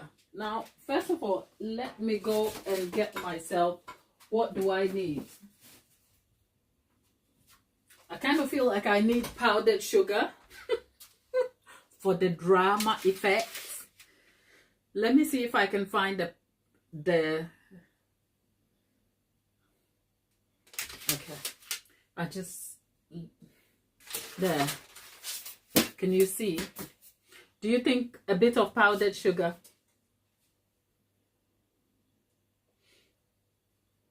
You need a plate and a fork. Good vibes. Look at me. Look. I know you need it. I know, honey. You know what? We need to sprinkle some sugar for the drama. And then we'll see. Let me, if this is your, Angela, is this your first time being here, or you've been here and you've been quiet on the fence? Let me go grab some sugar.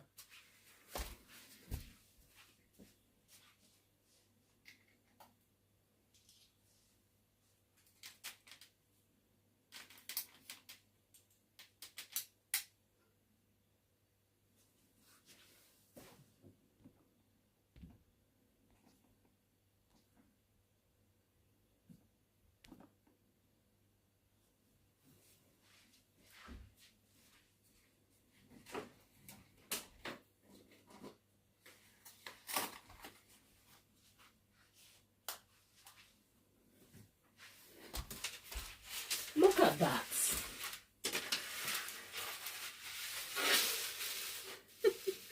Oh, let's add the sugar and make it all amazing. Oh.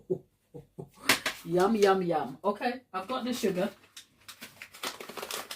Let's see how the sugar is going to work.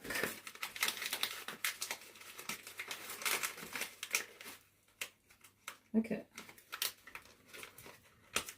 1 second.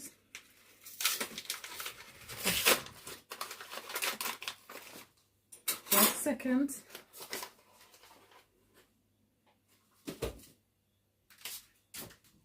Let me get, I'll tell you what I'm looking for.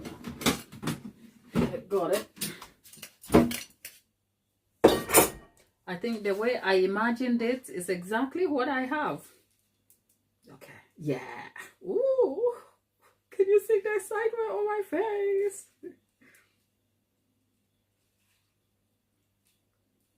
Okay. Now I can tell you, my soul is at home. You don't care. You want it now. Me too. I look too excited, don't I? Okay. I mean, I'm just going to leave it to savor a little bit whilst I take a photo. Just bear with me. We'll be cutting into this cake. We are not leaving without eating a slice of it. Okay? We are not.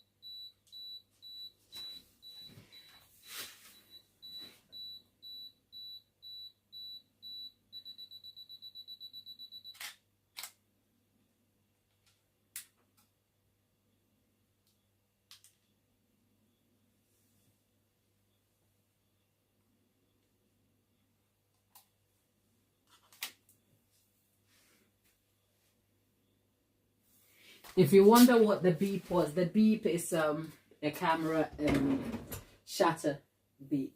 Okay? Right. I mean, it's almost 4 o'clock. Let's go cut the thing. Okay. I can only have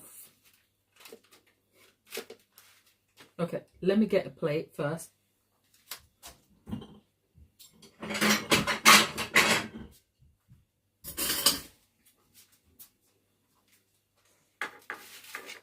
Okay. Okay. So first of all, let's have a look at the insides. Let's have a look on the insides. I think I could have simply gone for plain flour and I'll get the same result without even the rising agent. So the use of the bread flour is a bit OTT because I can feel the crumb. But when you use bread flour, you are more likely to get a sticky feeling to the bread, which is what I like. So look, this is what we have over here. So you have a crusty exterior and you have what looks like a very gooey, chocolatey interior with the spread of chocolate on there. Let's see.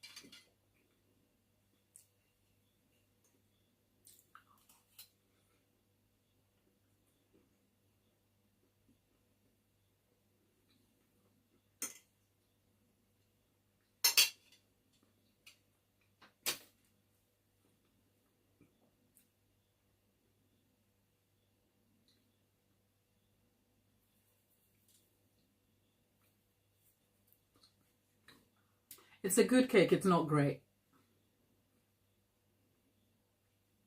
You can always trust me to keep it real with you. And the not great is not because of the cake. It's because I've tasted better.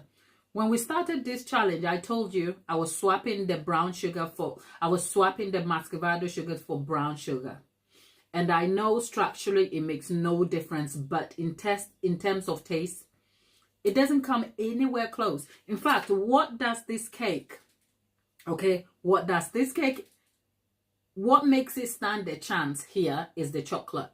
Because the chocolate is the chocolate caramel glaze ganache, whatever. It's primarily a toffee. You know, the caramel is made from... Actually, the caramel is made from treacle.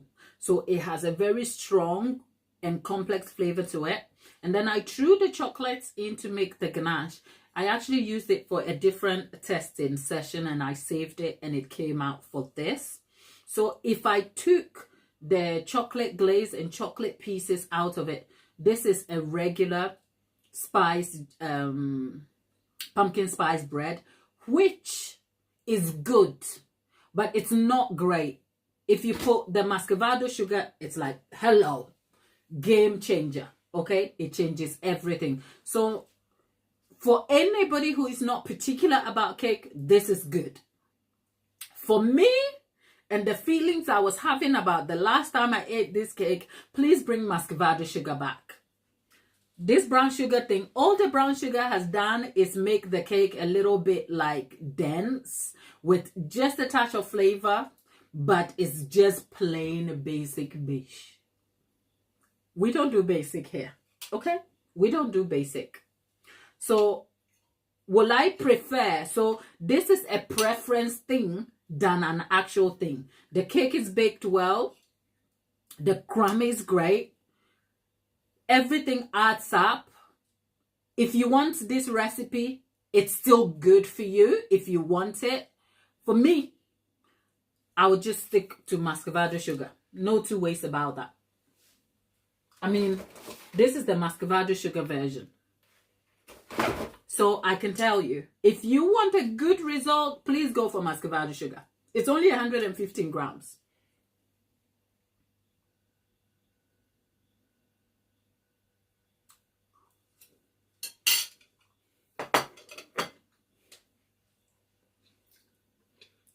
This is basic bitch energy. Okay? No. Okay? No. We deserve better. Throw that brown sugar away already.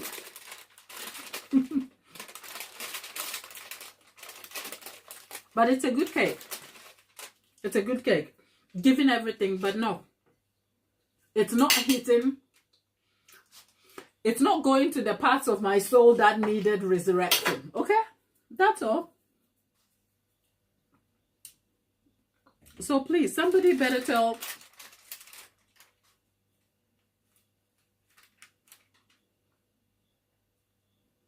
You haven't had muscavado sugar. Oh, honey, where is it? I'll get, hold on.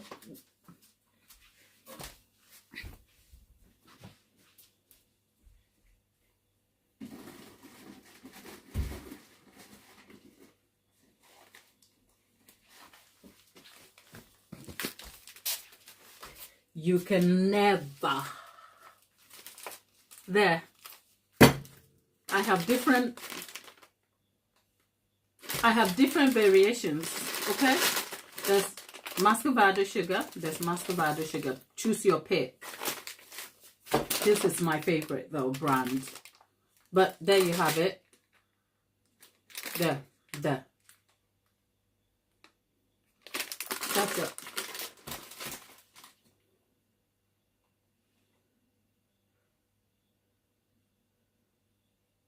Muscavado sugar is, because essentially, why will you refine the thing only to put the byproduct back in the refined version? That's brown sugar. Brown sugar is like, now don't judge me, okay? The man who cheats on his beautiful wife and yet brings the side chick home and tries to make the side chick look like the wife. It's like, you must have scammed the wife then. That's all. That's muscavado sugar and dark brown sugar. Okay? Because muscavado sugar is unrefined. It's like partially processed sugar that maintains the core properties of sugar's intense flavor. Okay? When you have white sugar, it has been overprocessed and stripped of all the natural properties of sugar as it is being processed. So muscavado sugar is like, it maintains its natural ability and brings such an intense flavor to your cake. Now dark brown sugar is like white sugar, because when sugar is processed, the byproduct, part of the byproduct of sugar is molasses, which is this black thing you have, right? So dark brown sugar is the processed sugar that has molasses mixed back into it artificially. Meanwhile, muscavado sugar already contains the molasses that has not been refined or processed. Does that make sense? So it's like, I guess there's reason why we all need dark brown sugar. But why don't you just go for the thing that is the thing? So don't kick the wife out to go bring the side chick to be the wife. Just go for the beautiful thing and appreciate her and do good by her. That's all.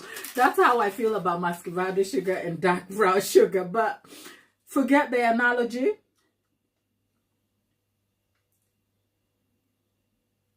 Yep. Cane sugar. Soft. This is soft dark brown sugar. It's like, that's like the fake version of this. I mean, I'm oversimplifying it, but I guess there's reason why they both exist. We have spoken about sugar here, but people,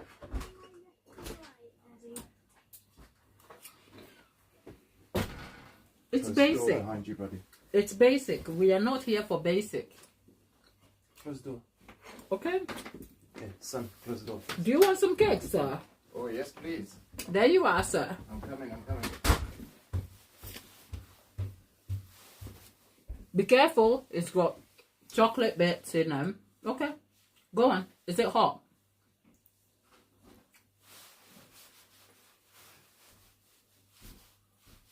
Yes. Yes. I can't air read. Tell Daddy. I want a chocolate roll. You want a chocolate roll? Okay. Let me just finish this and you can have a chocolate roll. Or you can go upstairs and wait for me if you want. Okay, my people. Oh, was there a slice for... No? Not yet. It was what I was having. I've given it to Rio. Anyway, my people. You know I will never lead you astray. Okay? And I told you, if the cake is good, it's good. And this, I said, I'll bring it to you. If the cake is good, it's good. And this is good, but I've eaten better. Okay? And what I'm not about to do here is lie to you. So, I bet I'll go back to my muscavado sugar, simply. Okay? But if you want to use dark brown sugar, you'll be selling yourself short. Still a good cake. Not great. Because we started with the great version. So I can't even pretend that this can match it. Something is missing. And that something is bring the wife back. We are not trying to settle for basic. Okay? That's all. But otherwise, happy baking. Angela, go try the recommendations. See how it works. Come back and let us know. Good vibes. Great to have you. Tatiana, have a good day. Steph, Lollipop, Tapita, love you loads. And I'll see you soon. Take care.